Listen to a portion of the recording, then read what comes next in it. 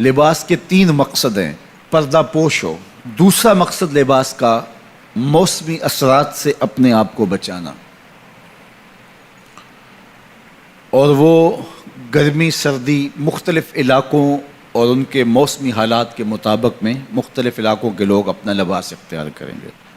اور تیسرا لباس کا مقصد زینت حاصل کرنا۔ موسمی اثرات سے بچنے کے لیے ستر عورت کے لیے لباس پہنا جاتا ہے، تو اس لباس کو زینت سے بھی مزین کر لیا جائے تو کوئی حرج نہیں ہے۔ خوبصورت لباس ہو اور آپ کے جسم کی ساخت اور ڈیل ڈول کے مطابق ہو اور آپ کے علاقے اور کلچر کے مطابق ہو، اس میں کوئی حرج نہیں ہے۔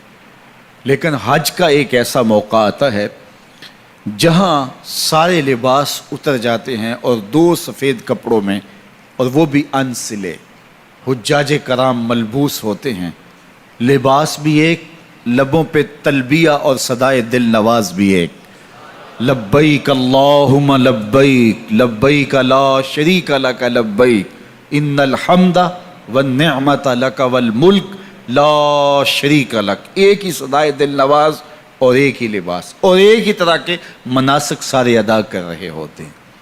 امیر ہو، غریب ہو، گورا ہو، کالا ہو، ایک ہی آواز اور ایک ہی صدائے دل نواز اور ایک ہی لباس اور ایک ہی رب کے بندے ہو کے فرزندان توحید جس انداز سے اپنے رب کے حضور حاضر ہوتے ہیں، تو یہ انسانی مساوات کا ایک بہترین عملی نمونہ ہوتا ہے۔ حج عالم اسلام کا سالانہ عالمی اجتماع ہے۔ ہمیں اللہ نے اہل اسلام کو یہ نظم دیا ہے کہ محلے کی سطح پر 5 گانہ نماز کا اجتماع ہے۔ ہم محلے کی مسجد میں روزانہ 5 اوقات میں جمع ہوتے ہیں، ایک دوسرے کے دکھ سکھ معلوم ہوتے ہیں۔ کوئی نمازی مس ہو تو ہمیں تشویش ہوتی ہے کہ وہ خیر سے تو ہے، کیا مسئلہ ہے۔ تو ایک اچھی معاشرت کی تشکیل کے لیے مسجد ایک بنیادی یونٹ ہے۔ تو مسجد سے ہمارا سلسلہ شروع ہوتا ہے، یہ محلے کی سطح پہ ہے۔ علاقے کی سطح پہ جمعۃ المبارک کا اجتماع ہے، پورے علاقے سے لوگ ایک مرکز میں جمع ہوتے ہیں اور وہاں مسائل دینیہ سنتے ہیں، ایک دوسرے سے آگاہ ہوتے ہیں، مختلف علاقوں کے لوگ وہاں ایک دوسرے سے ملاقات کرتے ہیں۔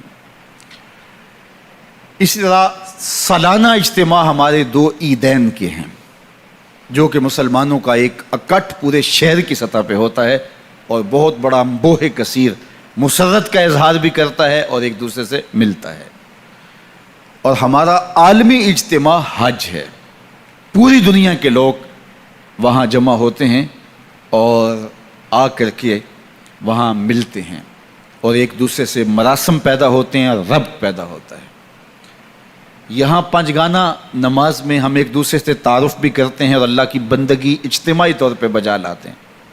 اسی طرح جمعۃ المبارک کے موقع پر اجتماع کا سائز بڑا ہو گیا تو ساتھ خطبہ بھی شامل کر دیا۔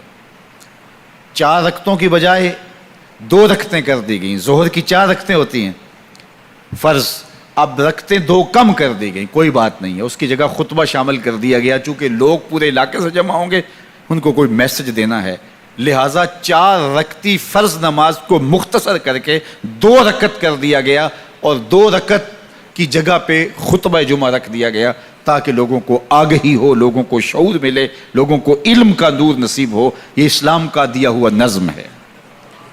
پھر عیدین کا موقع ہے، یہ ہمارا شہر کی سطح پہ بڑا اجتماع ہوتا ہے اور اس میں بھی خطبہ رکھا گیا تاکہ آگہی ہو اور خطیب جو ہے وہ پورے سال کا لاہ عمل لوگوں کو دے۔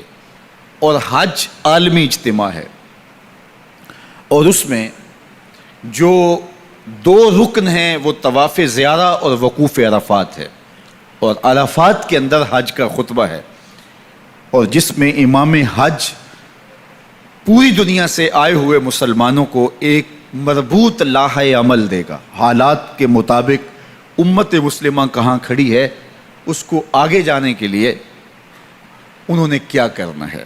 تو یہ حج کے من جملہ مقاصد میں تھا۔ حج کا ایک مقصد ہمیں ہمارے ماضی سے جوڑنا ہے۔